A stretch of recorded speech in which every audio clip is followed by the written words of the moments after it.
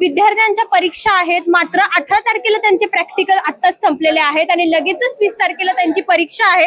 त्यामुळे 500हून अधिक विद्यार्थी पुणे विद्यापीठात जमलेले आहेत त्यांच्या वेगवेगळ्या मागण्यांसाठी।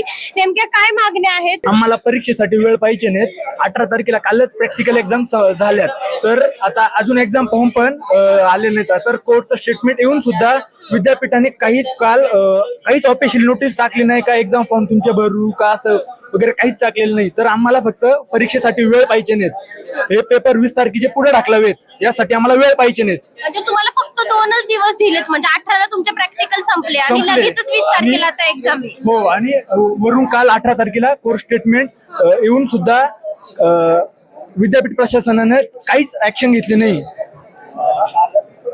दादा, काय मागणी आहे तुमची? एवढीच मागणी आहे की पेपर पुढे ढकलावा। काय काय त्रास सहन करावं लागेल जर पेपर तुमचे पुढे ढकलले नाही तर? काय त्रास सहन करावं? आमचे प्रॅक्टिकल वगैरे काहीच झालेलं नाही आणि आमची अभ्यास पण झाला पाहिजे, आणखी एक्झाम फॉर्म पण भरून झाले नाही आमची। काय तुमची मागणी? 1 वर्ष वाया जाईल म्हणलं, परत अजून टाइम नाही भेटला आम्हाला। थोडं 10 दिवस टाइम पाहिजे आम्हाला बस। एक्झाम फॉर्म भरायचा आहे, पेपर द्यायचे, अजून पेपरसाठी तयारी पाहिजे आम्हाला तेवढं। आंदोलन करताय, काय मागणी आहे?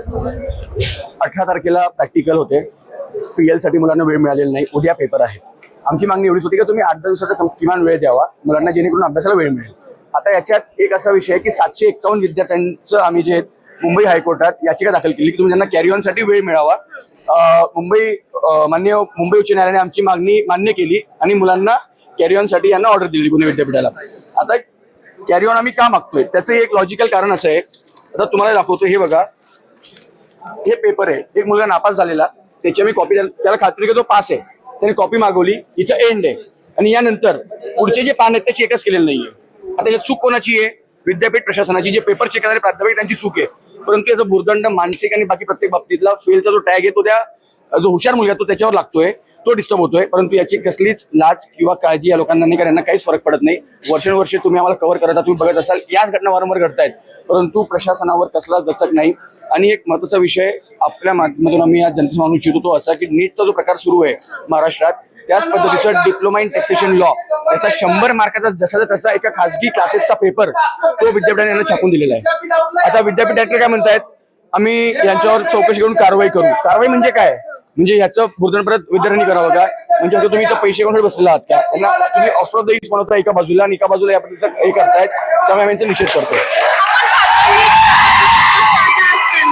असे प्रकरण पण पुन्हा होतात, ते वारंवार शिक्षण क्षेत्रात अशा गोष्टी घडतात, त्याला जबाबदार कोण? जबाबदार विद्यापीठातील काही लोक, काही अधिकारी, काही कर्मचारी जे आहेत वर्षानुवर्ष तेच बसलेले आहेत आणि यांना इथली मोडस ऑपरेंडी माहिती आहे। तर या पद्धतीने त्यांना पैसे कमवण्यासाठी हवास लागलेली आहे आणि त्या माध्यमातून हे सर्व घटना घडतायत। तुम्ही आंदोलन करताय या ठिकाणी, 500हून जास्त विद्यार्थी जमलेले आहेत, काय नेमकं? आमची पहिली मागणी की उद्याचा पेपर पोस्टपोन झाला पाहिजे। उद्याचा पेपर कोणत्या हालतीत पोस्टपोन झाला पाहिजे, कारण का PL आम्हाला भेटले नाहीत। 18 तारखेपर्यंत आमचे ओरल प्रॅक्टिकल होते, आम्हाला विद्यापीठाने सांगितलं होतं कोर्टात जा, आम्ही कोर्टात गेलो, आम्हाला रिलीफ सुद्धा भेटला, पण आमचे प्रॅक्टिकल वायवा इन्सेम घेतली नाहीये। ते जे आम्हाला क्रेडिट भेटतात ते क्रेडिट आमचे 400 क्रेडिट असतात, ते आम्हाला भेटले नाही। आम्ही जरी उद्या पेपरला बसू, आमचा अभ्यास झालाय, पेपरला बसल्यानंतर आम्ही क्रेडिट मुळे नापासू, आम्ही जे लढा लढलोय की आमचे क्रेडिट मुळे, आमच्या अभ्यासाच्या गुणतेवर आम्ही लढलोय, तर आम्हाला जे आमच्या हक्काचे मार्क्स आम्हाला भेटत नाहीयेत। आम्ही पेपर तर लिहणार आहेत, पण ओरल प्रॅक्टिकलचे मार्क्स भेटणार आहेत, त्यामुळे आम्ही पुन्हा वायडी होऊ। त्यामुळे आम्ही वायडी जर झालो पुन्हा, तर आमच्या आई वडिलांना 2-3 लाख रुपये परत भरावे लागतील। विद्यापीठाकडून का दुर्लक्ष केलं जातंय तुमच्या? विद्यापीठामध्ये कर्मचारी नाही म्हणतात, त्यांचा प्राध्यापक भरती असेल, शिक्षक भरती असेल, त्यामध्ये घोटाळे त्यांचे वारंवार हे घोटाळे करतात। काही घोटाळ्या प्रकरणात विद्यार्थ्यांना वेटीस धरतात, त्यामुळे कर्मचारी नाही म्हणतात, हे स्टाफ नाहीये। सगळ्यात मेन मुद्दा आहे त्यांचा घोटाळा, घोटाळ्यामुळे स्टाफ नाहीये, स्टाफमुळे आज विद्यार्थी भरकट होतो। पुणे शहर हे विद्येचं घर आहे, महाराष्ट्रातून वेगवेगळ्या ठिकाणाहून, गावाखेड्यातून लोक शिकण्यासाठी येतात आणि त्या ठिकाणी असा कारभार होत असेल तर कसं होणार? आता या ठिकाणी मी मराठवाड्यातला आहे, माझे आई वडील कष्ट करतात, मेहनत करतात, मी इथे शिकतोय। माझं जे आता इथे शिक्षण होणार होतं, पण या विद्यापीठामुळं आज मला शिक्षण घेता येत नाही, कारण का ह्या काही कॉलेजेसला शिक्षक पण नाहीत, लेक्चरर नाहीत। माझ्या कॉलेजमध्ये लेक्चरर नाहीत स्वतः, मला शिकवायला लेक्चरर नाहीये, टाइमवर लेक्चरर येत नाहीये. मी जरी कॉलेजला गेलो तर लेक्चरर कॉलेजमध्ये राहत तुम्ही नाही. निवेदन दिलं का? आम्ही वारंवार काय त्यांना निवेदन म्हणताय देतो. निवेदन? त्यांचं म्हणणं डायरेक्ट की तुम्ही हायकोर्टामध्ये जा, उत्तर उडीचे देतात ते, कारण का पहिले प्रभारी संचालक होते, आता संचालक आहेत. तर त्यांचं उत्तर आम्हाला आणखी भेटलेलं नाहीये. विद्यार्थ्यांना तिने हेच करत नाहीत, कारण का विद्यापीठ विद्यार्थ्यांमुळे चालतं, ते त्यांच्या लक्षात येत नाहीये. ते पूर्ण टेंडरच्या मागे पळत आहेत. टेंडर प्रक्रिया सुरू केली त्यांनी प्रत्येक गोष्टीमध्ये.